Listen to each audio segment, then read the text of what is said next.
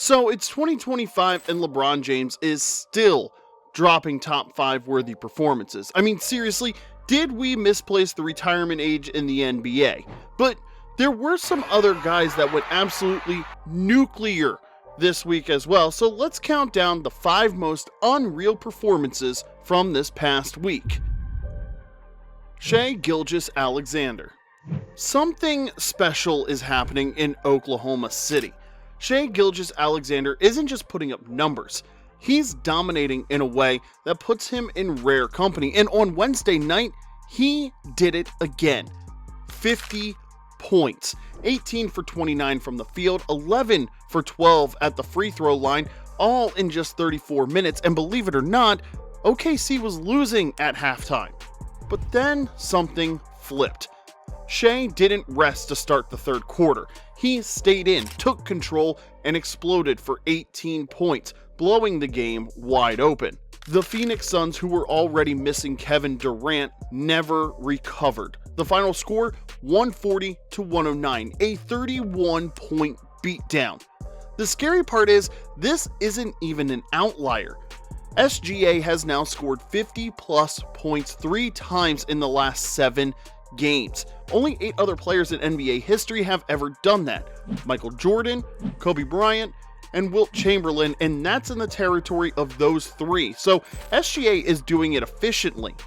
The crowd in OKC knew what they were witnessing. By the fourth quarter, the MVP chants were deafening. The same chants that used to belong to Kevin Durant. Yeah, they've officially been reassigned to SGA. OKC is now 40-9 with the best record in the league. They have an MVP candidate playing at an all-time level, and if you still think this team isn't a legitimate title threat, you might not be paying attention, because Shai Gilgeous-Alexander is making sure the league knows what's coming for them.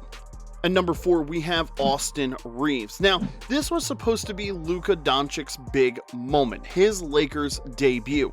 The first time he and LeBron James would share the floor in purple and gold. ESPN cleared their schedule. Reporters booked their flights. The hype was real, and then nothing. Luka still out. LeBron also sidelined. Suddenly, all eyes were on a game that wasn't supposed to matter anymore. But then Austin Reaves happened. 45 points, 7 rebounds, 7 assists, a perfect 13 for 13 from the free throw line, and he played the entire fourth quarter, dropping 14 points when the team needed him most. No LeBron, no Luka, no excuses. Before tip-off, Coach JJ Redick had joked with Reaves, quote, "Did Bron talk to you?" Reaves responded with, "Yeah, he called last night, told me he's gonna be out." JJ, we probably need a 38-8-8 game from you. Well, 45-7-7 will do. Reaves went nuclear. Late in the fourth, he drove past Obi Toppin, floated in a layup, and hit the 40-point mark for the first time in his career.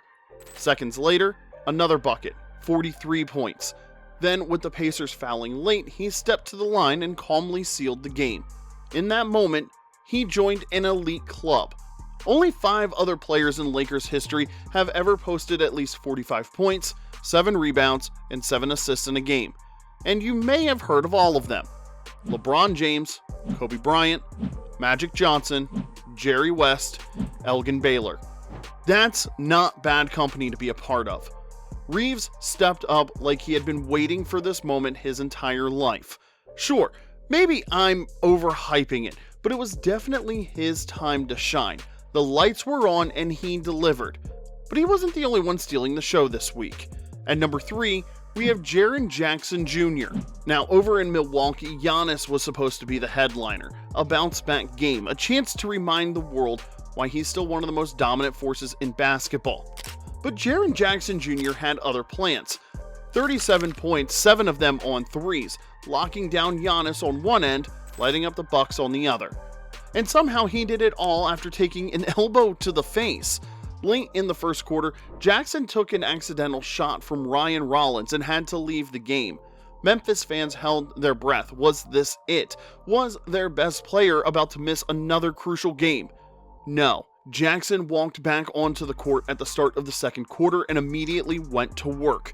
He torched Milwaukee from deep, hitting 7 threes, and when the Bucks needed a bucket, they ran into a 6'11" wall with Jackson locking down Giannis. But let's talk about the real turning point of the game.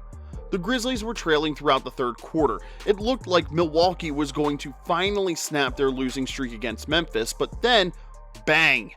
Jackson hit back-to-back threes to fuel a 10-0 Grizzlies run. Game flipped. Memphis took the lead for the first time in the second half, and Giannis answered with a 3 to tie it at 112, but Memphis never let them back in.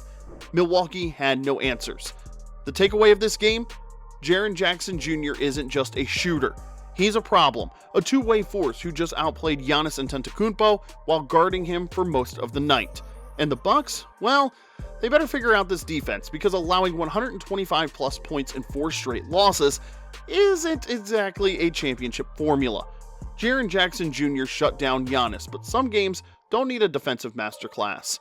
They need a closer. Jalen Brunson is the closer that New York needed. For 3 quarters, it looked like the Knicks were in trouble.